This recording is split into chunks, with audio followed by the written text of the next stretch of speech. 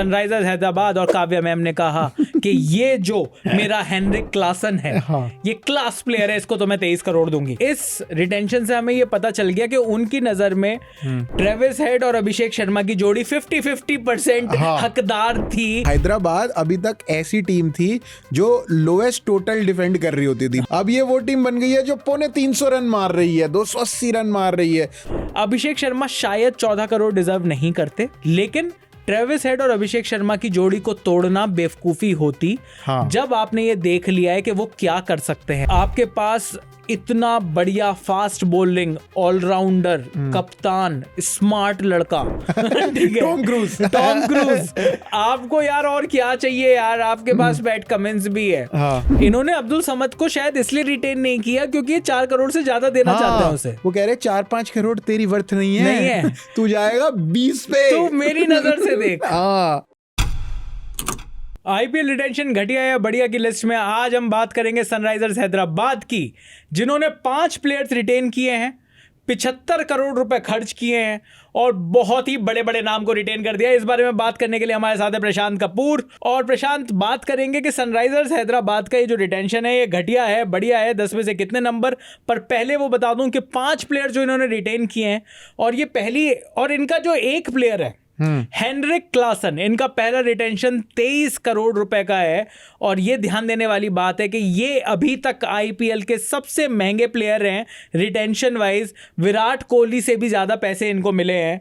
तो भाई विराट कोहली और निकलस पूरन को 21 करोड़ पर रिटेन किया उनकी फ्रेंचाइज ने, लेकिन सनराइजर्स हैदराबाद और काव्या मैम ने कहा कि ये जो मेरा हेनरिक क्लासन है, ये क्लास प्लेयर है, इसको तो मैं 23 करोड़ दूंगी। पर उसके अलावा हेनरिक क्लासन के 23 करोड़ के अलावा कप्तान PAT Cummins 18 crore, Abhishek Sharma 14 crore, Travis head 14 crore, Nitish Kumar Reddy 6 crore. अभी भी जो पर्स बचा है ऑक्शन में वो है 45 करोड़ रुपए, और एक आरटीएम कार्ड है जो कि ये किसी अनकैप्ड प्लेयर पर ले सकते हैं। तो प्रशांत, शुरू करते हैं कि आपको इनका रिटेंशन स्ट्रेटेजी कैसी लगी? घटिया है, बढ़िया है, और कितने नंबर 10 में से? मेरे हिसाब से 10 में से 9 नंबर वाली टीम इन्होंने भी बना ली है। तो इन्होंने क्लासेन, बिल्कुल क्लास, मतलब इन्होंने बिल्कुल ये 2 सेकंड के लिए मुंह में था वो वाला मूवमेंट कर दिया था इंडिया के लिए। और पैट कमिंस का बिल्कुल विनिंग कप्तान है वो। अभिषेक शर्मा, ऑल्दो जिम्बाब्वे के अलावा एक बार भी इनको हमने बहुत अच्छे से खेलते हुए नहीं देखा, पर पिछले आईपीएल में तो जो इन्होंने किया था ट्रेविस हेड के साथ, वो इन्होंने वो जोड़ी बरकरार रखी। जो सनराइजर्स हैदराबाद ने बहुत बढ़िया किया वो ये है कि इस रिटेंशन से हमें ये पता चल गया कि उनकी नजर में ट्रेविस हेड और अभिषेक शर्मा की जोड़ी 50-50% हकदार थी उनकी बढ़िया जिस तरीके से उन्होंने परफॉर्मेंस दी। तो इस वजह से 14 करोड़ ट्रेविस हेड को, 14 करोड़ ही अभिषेक शर्मा को। और जिस तरीके से सनराइजर्स हैदराबाद ने पिछले आईपीएल में, मुझे लगता है कि इन्होंने एक अलग टेम्पलेट सेट कर दिया है। बिल्कुल, इन्होंने ये बता दिया है कि 200 रन जो है वो विनिंग स्कोर नहीं है, 250 भी नहीं है, 250 भी विनिंग स्कोर नहीं है। कई बार जब ऐसी पिचेस हैं और जब ड्यू आएगा तो 250 भी नहीं है। इन्होंने ये भी बता दिया है कि 6 ओवर में, पहले पावर प्ले के 6 ओवर में 60 रन भी कोई बहुत बढ़िया स्कोर नहीं। 125 आप कितना भी ट्राई कर सको, आसमान में एक पत्थर आसमान में उछाल कर देखो तो यारो। तो वो जो सनराइजर्स हैदराबाद ने काम किया, और सनराइजर्स हैदराबाद ने इस फिलॉसफी पर जिस तरीके से काम किया, मुझे लगता है बहुत ही बढ़िया रिटेंशन इन्होंने किए। सबसे बढ़िया बात, जैसा कि आपने कहा, लोग कह सकते हैं कि क्या अभिषेक शर्मा 14 करोड़ डिजर्व करते हैं? अभिषेक शर्मा शायद 14 करोड़ डिजर्व नहीं करते, शायद, लेकिन ट्रेविस हेड और अभिषेक शर्मा की जोड़ी को तोड़ना बेवकूफी होती। जब आपने ये देख लिया है कि वो क्या कर सकते हैं आपके लिए। बिल्कुल, और मतलब हैदराबाद अभी तक ऐसी टीम थी जो लोएस्ट टोटल डिफेंड कर रही होती थी। भुवनेश्वर कुमार, नटराजन के बल पे ये 120, 123 ऐसे टोटल डिफेंड कर रही होती थी। अब ये वो टीम बन गई है जो 350 रन मार रही है, 280 रन मार रही है। तो और अब इन्होंने सोच लिया अब हम ऐसे ही खेलेंगे। और इन्होंने, चाहे वो ओपनिंग पे आपने ट्रेविस हेड, अभिषेक शर्मा को रखा हो, फिर आपने मिडिल ऑर्डर में आपके पास क्लासेन है, उसके अलावा नीतीश कुमार रेड्डी है, उसके अलावा आपके पास एक अच्छा fast bowler allrounder Pat Cummins captain है। तो आपने 5 प्लेयर्स बहुत तगड़े रिटेन करके आपने बिल्कुल बढ़िया कोर टीम टीम बना दी है जो ये प्लेऑफ में जाती हुई टीम ऑलरेडी लग रही है कि इनके प्लेयर्स अच्छे खेले तो बिल्कुल दिखाई दे रही है। और मतलब दोबारा से अगर वैसी सी ओपनिंग अगर मिल जाती है, उससे थोड़ी सी 19 भी मिल जाती है ना, तो भी ये टीम काफी सॉलिड है। आपको मिडिल ऑर्डर में इंडियन खिलाड़ियों को लेना होगा जो बढ़िया परफॉर्म कर सकें। शायद अंडर द रडार वाले, शायद ये उन खिलाड़ियों को फिर से टारगेट कर लें जो इनके पास थे। लेकिन मुझे ऐसा लगता है कि अब अगर आपने अपना कोर रिटेन करके अगर सनराइजर्स हैदराबाद को भी आगे बढ़ना है, तो अब आपको वो वाले जो पुराने प्लेयर्स जो आपके पास, त्रिपाठी काफी टाइम से जो आपके पास थे, अब आप उनको जाने दीजिए। अब आप और बाकी दूसरे प्लेयर्स की तरफ देखिए कि कौन कौन से प्लेयर्स आप लेकर आ सकते हो जो टीम को शायद थोड़ा सा और स्ट्रांग बना सके। 45 करोड़ रुपए पर्स थोड़ा सा कम है, लेकिन जो पर्स जिन चीजों पर खर्च करते हैं, जो बाकी टीम्स जब बड़ा इतना सारे पैसे लेकर जेब में बैठती हैं, जिन प्लेयर्स पे खर्च करती हैं वो प्लेयर्स आपने ऑलरेडी उठा लिए हैं। मिडिल ऑर्डर का बादशाह हेनरिक क्लासन आपके पास है, अच्छा विकेट कीपर आपके पास इतना बढ़िया फास्ट बॉलिंग ऑलराउंडर, कप्तान, स्मार्ट लड़का ठीक है, टॉम क्रूज आपको यार और क्या चाहिए यार, आपके पास पैट कमिंस भी है। तो अब आपने एक टीम का जो कोर है वो बड़ा शानदार बना लिया है। अब आपको 45 करोड़ रुपए में अच्छा दिमाग खर्च करके आपको टीम बनानी है। अब आप किसी और एक्सपेंसिव बाय पर ना जाएं तो ज्यादा बढ़िया है। मुझे लगता है नटराजन या भुवनेश्वर कुमार को ये दोबारा से 45 करोड़ के अंदर भी रिटेन करने की कोशिश कर सकते हैं। भुवनेश्वर कुमार को तो डेफिनेटली करना चाहिए इनको, क्योंकि भुवनेश्वर कुमार की भी पहचान एसआरएच से बनी हुई है। और वो भी अगर आ जाएंगे तो ऐसा सा लगेगा कि हाँ यार, आपने लगभग वो पुरानी टीम जो है फैंस के नजरिए से अगर आप देखो तो वो आपको मिल जाती है। तो चलो अब बात करते हैं उन खिलाड़ियों के ऊपर जो इन्होंने रिटेन नहीं किए। और एक तो राइट टू मैच कार्ड जो इनके पास बचा है अनकैप्ड प्लेयर के लिए, वो तो ऑब्वियस है, अब्दुल समद। इन्होंने अब्दुल समद को शायद इसलिए रिटेन नहीं किया क्योंकि ये 4 करोड़ से ज्यादा देना चाहते हैं उसे। वो कह रहे 4-5 करोड़ तेरी वर्थ नहीं है। तू जाएगा 20 पे। तू मेरी नजर से देख। अब्दुल समद कह रहा है, मेरी मम्मी भी नहीं कह रही, मेरे घर वाले भी नहीं कह रहे इस बात को, तो कैसे कह रहे हो? बोले मेरी नजर से देख, मेरी दृष्टि से देख, तू है अगला सुपरस्टार, तू ही बनेगा। लेकिन अब देखते हैं कि अब्दुल समद को इन्होंने जाने दिया है। हमारे वो जो सुपर फास्ट बॉलर हैं जो बहुत ही उमरान मलिक जो तूफान की गति से बॉलिंग करते हैं, उनका भी नाम नहीं है यहाँ पर, तो उनको भी आरटीएम कार्ड से रिटेन नहीं कर सकते क्योंकि आरटीएम कार्ड सिर्फ एक अनकैप्ड पर चल सकता है। जिन खिलाड़ियों को इन्होंने जाने दिया उसमें एक बड़ा नाम तो इतना बड़ा नहीं है, पर शायद ये उनको इस तरीके से लेकर आए थे। एडन मार्क्रम के बारे में कोई बात नहीं कर रहा है, एडन मार्क्रम को इन्होंने जाने दिया है। मार्क्रम और पैट कमिंस से पिछले वाला जो सीजन था उसमें बहुत ज्यादा इन्होंने बिडिंग करके मार्क्रम लिया था, कैप्टन भी बनाया था मार्क्रम को।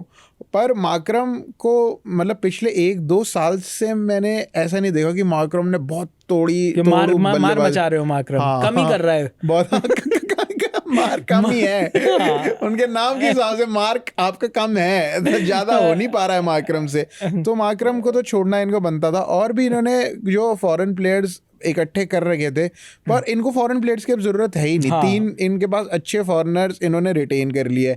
एक अगर मैं तो अभी भी कह रहा हूँ, अगर ये 45 करोड़ में से 20 करोड़ रुपए लगा के भी अगर स्टार्क ले लें यार तो फिर ये खतरनाक काम हो जाएगा। हाँ, पर फिर आपके पास 4 ऐसे प्लेयर हो जाएंगे कि आप उनसे ही 14 मैच खेलना चाहोगे। हाँ। पर शायद स्टार्क पर ना जा पाए, कह नहीं सकते क्योंकि हाँ मतलब बहुत सारे लोग बड़ा बजट लेके बैठे हैं। अभी काफी बड़ी टीम बनानी है, तो शायद मुझे नहीं लगता कि स्टार मतलब इतना 45 करोड़ में ये 20 करोड़ के तो चीजें नहीं खरीद पाएंगे। वैसे खरीदने को ये कुछ भी खरीद सकते हैं। मतलब कोलकाता नाइट राइडर्स का एक ऑक्शन मुझे याद आता है कि जेब में 8-10 करोड़ रुपए ही पड़े हुए थे और पूरी टीम बनानी थी, पर वो फिर भी 8-9 करोड़ तक निकलस पूरन पर बिडिंग कर रहे थे।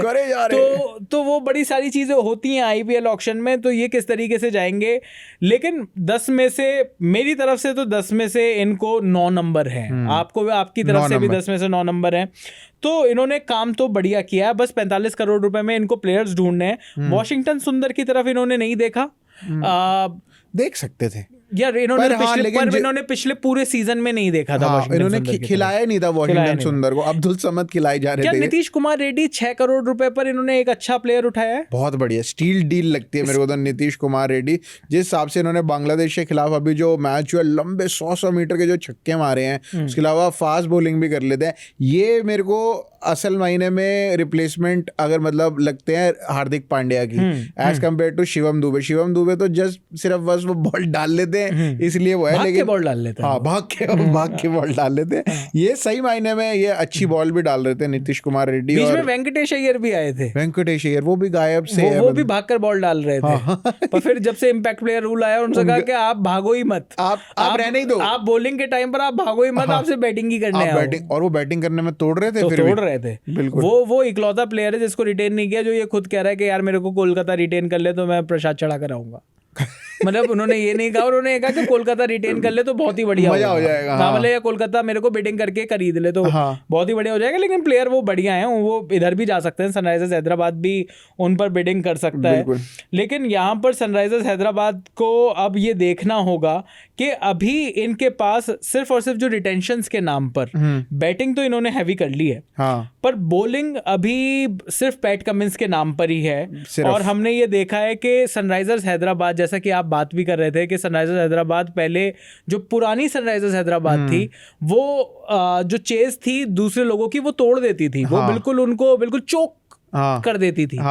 लेकिन वहां पर उस टाइम पर राशिद खान हुआ करते थे, अब वो नहीं है। प्राइम टाइम भुवनेश्वर कुमार थे प्राइम टाइम, अब वो नहीं है, प्राइम नहीं है मतलब, और अब तो भुवनेश्वर कुमार भी नहीं है। तो अब जो इनको बॉलिंग यूनिट बनानी पड़ेगी वो देखना होगा कि वो पैट कमिंस के इन एंड अराउंड वो ऐसी कैसी, क्योंकि पैट कमिंस तो 4 ही ओवर डालने ना यार उनको, बाकी के जो 16 ओवर में खटिया कहाँ खड़ी होती है।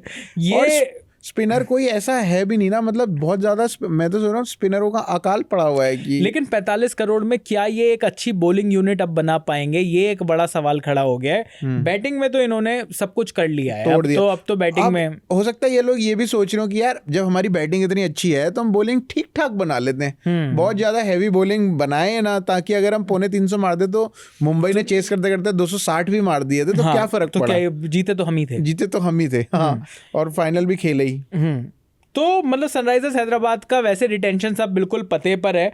हमारी तरफ से तो भैया 9 नंबर है और हमारी तरफ से तो किल किया है सनराइजर्स हैदराबाद ने। आपको क्या लगता है कि क्या सनराइजर्स हैदराबाद की जो रिटेंशन है वो घटिया थी या बढ़िया थी? बढ़िया थी तो कितनी बढ़िया थी, 10 में से कितने नंबर दोगे, ये भी आप कमेंट्स में लिख सकते हो। हेनरिक क्लासन का विराट कोहली से ज़्यादा महंगा होना, क्या ये हेनरिक क्लासन की पॉपुलैरिटी दिखाता है या विराट कोहली की घटती पॉपुलैरिटी दिखाता है? ये भी आप बताएं। क्या आपको लगता है कि इससे वाकई में फ़र्क पड़ता है? ये भी आप कमेंट्स में लिखकर बताइएगा। और जो दूसरी सबसे बड़ी बात आपको लिखकर बतानी है वो ये कि भैया 45 करोड़ रुपए में जो प्लेयर रह गए हैं, कौन कौन से प्लेयर हैं जिन पर सनराइजर्स हैदराबाद को अटैक करना चाहिए ऑक्शन में, कि अपनी ही टीम में लेकर आएँ? क्या नटराजन, भुवनेश्वर कुमार, इनके पास वापस जाकर जैसे पुरानी बॉलिंग थी वैसी सी ही बॉलिंग लेकर आएँ? क्या करना चाहिए ये आप कमेंट सेक्शन में आकर आप बता दीजिए। बाकी इस वीडियो में इतना ही। आप देख रहे हैं स्विच।